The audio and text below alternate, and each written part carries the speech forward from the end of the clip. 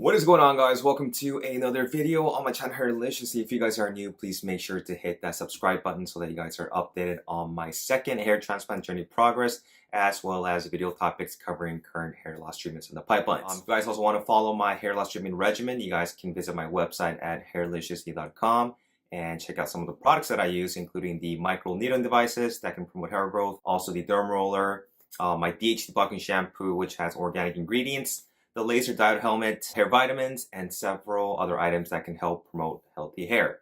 So today I'm actually going to be covering a pretty interesting video.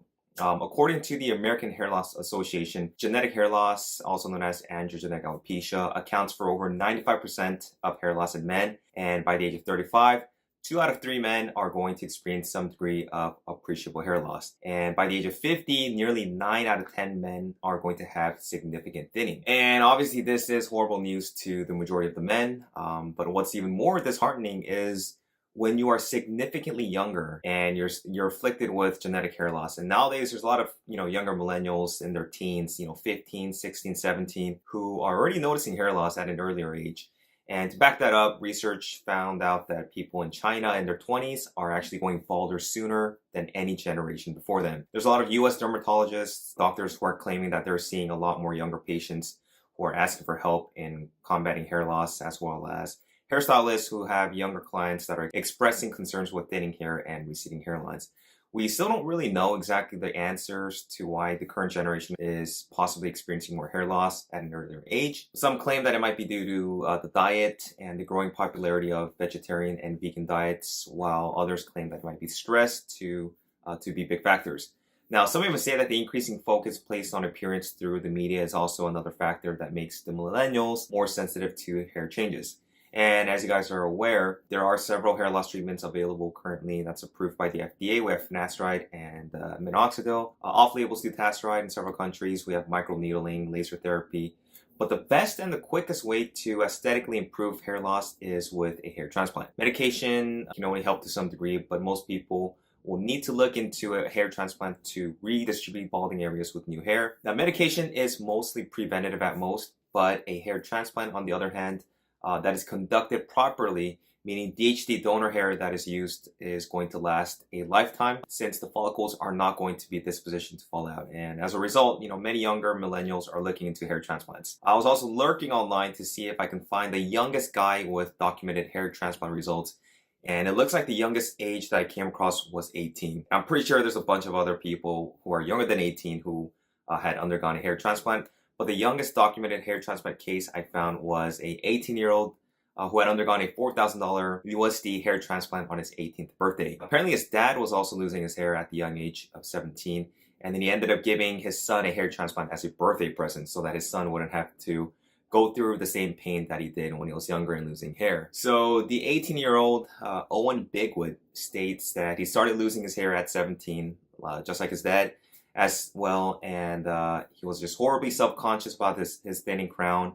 And it turns out that the son and the dad both booked for a hair transplant together. So here's a photo of Owen at age 17 before a hair transplant, and for his age he actually has aggressive hair loss, and judging from his dad's photo, Owen is very well going to be in the same hair loss category as his father, which is around the North 6+. In this photo of Owen right after his hair transplant procedure with 2,500 follicles implanted via FUT. It turns out his dad ended up with an FUE, but I couldn't find any post-op photos of the dad. And this is a few months after his hair transplant, and to be honest, it really doesn't look much different, and it still looks bad given his aggressive hair loss at a young age. So if you guys are in your teens and even in your early 20s and considering a hair transplant, let me tell you why I would highly oppose getting one so early on.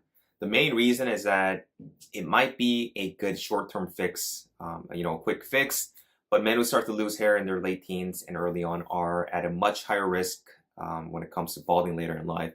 And as you saw, Owen's dad ended up being nearly bald at, I think, around like 40. The donor zone might also not be entirely stable, and therefore it might be difficult to determine whether the donor zone is indeed going to be permanent. This means that there is also a high chance of the donor hairs miniaturizing even after being implanted, which really defeats the purpose of a hair transplant in the first place. And a lot of young adults have higher expectations, meaning they're not going to be satisfied with just filling in on thinning areas. They want the same density. They want how the hairline used to be which simply isn't going to happen. And as aggressive hair loss continues, you're only going to be playing a game of catch up. And I think the best thing to do instead is, especially if you're balding at a younger age, is to be on hair loss medication, see if it's appropriate for you, consult with a doctor to assess the current situation and to come up with a long-term plan. This oftentimes involves, being on meds for a few years to see how well you would respond to treatment. And I would wait until your early 30s, preferably to wait for hair loss to stabilize. And, every situation is different, and therefore it's hard to give a straight answer as far as a recommended age. But 18 years old is definitely a huge mistake. And while Owen's dad might think that he's doing his son a favor in the short run, he is actually doing more damage long term by getting him a hair transplant so early on. And even in my case, I got my first procedure when I was 28. And that was mostly because I wasn't really having a severe or moderate form of hair loss. Mine was pretty much stable, and I wasn't really seeing too much recession. So that's my case. And like I said, every case is going to be, it's going to be different based on each individual. So hope you guys like this video. If you guys have any questions, please make sure to leave me some comments below. Let me know what you guys' thoughts are, and if you guys actually had a hair transplant at 18 or somewhere around that age, let me know, and let me know how it went. But thanks for watching, guys, and I will talk to you guys in my next video. Take care.